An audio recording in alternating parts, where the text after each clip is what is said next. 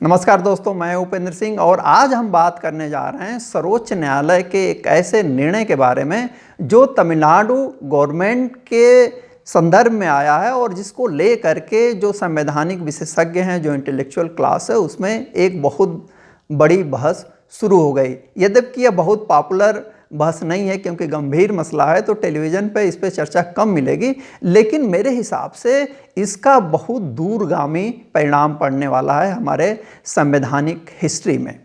और यही कारण है कि इसकी महत्ता का ही प्रभाव है कि दो तरीके की बातें हो रही है। पहला वर्ग ऐसा है जो यह कह रहा है कि इस आदेश के बाद, इस निर्णय के बाद जो भारत में फेडरल सिस्टम है, संघात्मक शासन प्रणाली है, वह मजबूत होगी। और मजबूत इसलिए होगी क्योंकि अब राज्यों की जो व्यवस्थापिकाएं हैं वे कानून निर्माण के क्षेत्र में ज़्यादा समर्थ हो पाएंगी, ज़्यादा ऑटोनॉमी का प्रयोग कर पाएंगी।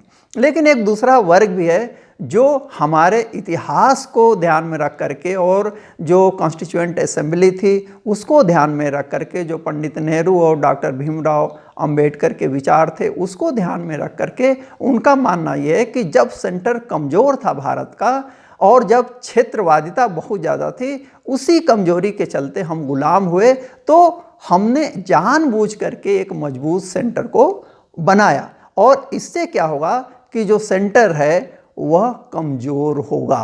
और तीसरी बात यह भी है कि एक नया विवाद शुरू होगा न्यायपालिका और केंद्रीय सरकार के बीच में कि क्या राष्ट्रपति को टाइम बाउंड करने की जो बात कही गई है वह उचित है।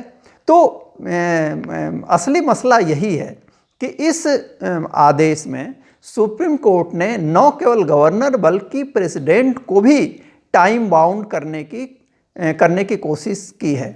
अब देखते हैं कि ये विवाद शुरू कहाँ से हुआ, तभी हमें पूरे विवाद के बारे में सुप्रीम कोर्ट के निर्णय की समझ बढ़ेगी। तो हुआ ये था कि तमिलनाडु की सरकार सुप्रीम कोर्ट के पास गई और सुप्रीम कोर्ट के सामने उसने कहा कि हमने 10 और उससे ज़्यादा विधेयक, मुझे याद आ रहा है 10 विधेयक की बात थी, 10 विधेयक जो तमिलनाडु की विधानसभा है उसने पास किया, गवर्नर को भेजा, लेकिन बहुत समय, बहुत महीनों बीतने के बाद भी गवर्नर ने इस पे कोई एक्शन नहीं लिया। अब एक्शन वाली जो बात है, गवर्नर के पास जब विधेयक जाता है तो उस चीज़ को भी समझिए कि आखिर सुप्रीम कोर्ट के निर्णय का जो प्रभाव है वह किस अनुच्छेद पर पड़ेगा। तो पहला अनुच्छेद है अनुच्छेद 200 और दूसरा जो अनुच्छेद है वह है 201। 200 ये कहता है, अनुच्छेद 200 ये कहता है कि यदि कोई विधेयक, कोई बिल पास होकर के गवर्नर के पास जाता है तो गवर्नर उस पर 4 एक्शन ले सकता है। पहली बात तो ये कि वह उसको अपनी सहमति या अनुमति दे दे, जिसका मतलब ये होता है सीधा सीधा कि वह उस बिल पे हस्ताक्षर कर दे और जैसे ही गवर्नर हस्ताक्षर करेगा वह जो बिल है वह एक्ट बन जाएगा, कानून बन जाएगा। दूसरा ये है कि वह उस पे अपनी अनुमति या सहमति न दे, यानी हस्ताक्षर न करे, तो वह कानून नहीं बन पाएगा।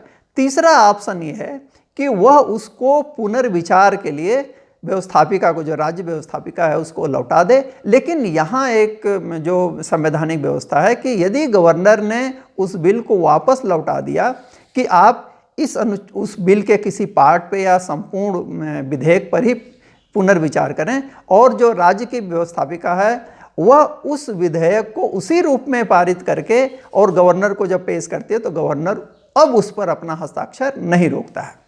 और चौथी चीज़ ये है कि वह उस विधेयक को, जो कि उसकी दृष्टि में बहुत ही महत्वपूर्ण है और स्पेशली संविधान में यहाँ तक कहा गया है कि अनुच्छेद 200 में कि यदि वह हाई कोर्ट के पावर को घटाने वाला है, उस पर असर डालने वाला है, तो उस विधेयक को तो अनिवार्य रूप से गवर्नर राष्ट्रपति के विचार के लिए रोकेगा। तो ये 4 चीज़ें अनुच्छेद 200 के अंतर्गत है। अब मान लीजिए कि किसी विधेयक को राज्य की व्यवस्थापिका द्वारा जो पारित किया गया है और उसको गवर्नर के सामने प्रस्तुत किया गया और वह क्या करता है कि कंसेंट नहीं देता है और उसको राष्ट्रपति के विचार के लिए रख लेता है। तो 201 के अंतर्गत ये कहा गया है कि राष्ट्रपति के पास जब वो विधेयक जाएगा, जो गवर्नर के थ्रू जाएगा, उस पर भी राष्ट्रपति क्या कर सकता है, वह अपनी सहमति दे सकता है या सहमति देने से मना कर सकता है, या फिर गवर्नर के थ्रू वह वापस कर सकता है विधान सभा को। तो अब इन दोनों प्रक्रियाओं में कोई टाइम लिमिट नहीं थी कि गवर्नर कितने समय तक उस विधेयक को अपने पास रख सकता है, और जिसको हम लोग कहते हैं पॉकेट वीटो, यानी एक्शन नहीं लिया और टेबल पे छोड़ दिया तो पड़ा हुआ है, वह पास तो हो गया है लेकिन वह कानून नहीं बन पा रहा है।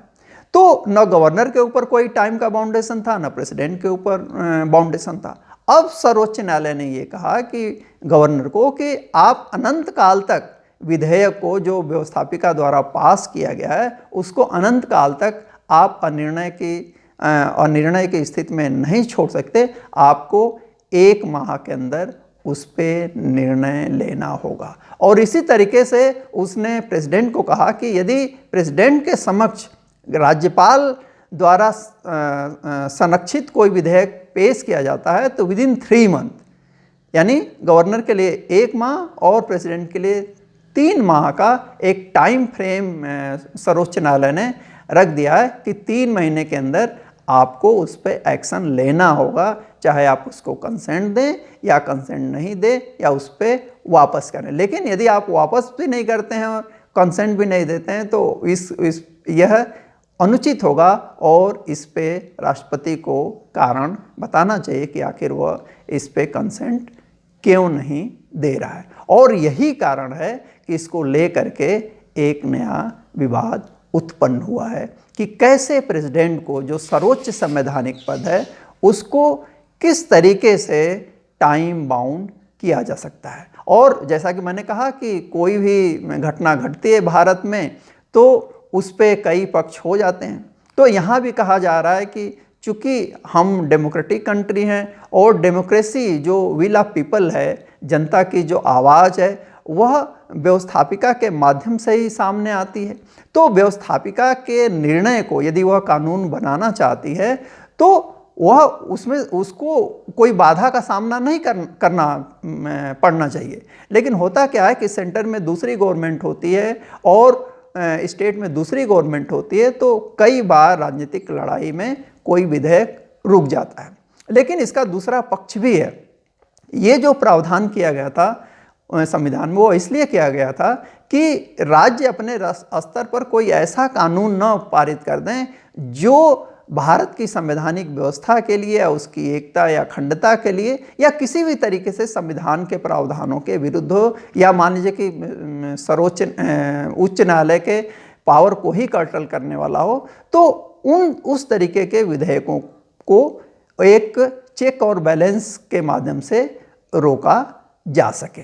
तो ये पूरा घटनाक्रम है। उसके बाद एक और घटना घटी। जैसे ही सुप्रीम कोर्ट का ये आदेश आया और जिसमें उसने टाइम बाउंड करने की बात की थी, उसके बाद तमिलनाडु सरकार ने ये किया कि उसने उन विधेयकों को नोटिफाई कर दिया, वे 10 विधेयक जो कई महीनों और वर्षों से गवर्नर के पास पड़े हुए थे। यानी अब प्रैक्टिस में हुआ क्या कि एक ऐसा विधेयक जिस पे गवर्नर की सिग्नेचर नहीं है या राष्ट्रपति की सिग्नेचर नहीं है, वह क्या हुआ, वह कानून बन गया। तो संवैधानिक दृष्टि से यह तो संभव नहीं है। जो कानून बनाने की प्रक्रिया है उसमें सदन या सदनों के द्वारा जो पारित विधेयक होते हैं उस पे यदि राज्य का मसला है तो गवर्नर की सिग्नेचर मिलनी ही चाहिए, उसके बिना वह कानून नहीं बन सकता। लेकिन अब देखते हैं कि इसको भी चैलेंज किया जाएगा और इस पे सर्वोच्च न्यायालय का निर्णय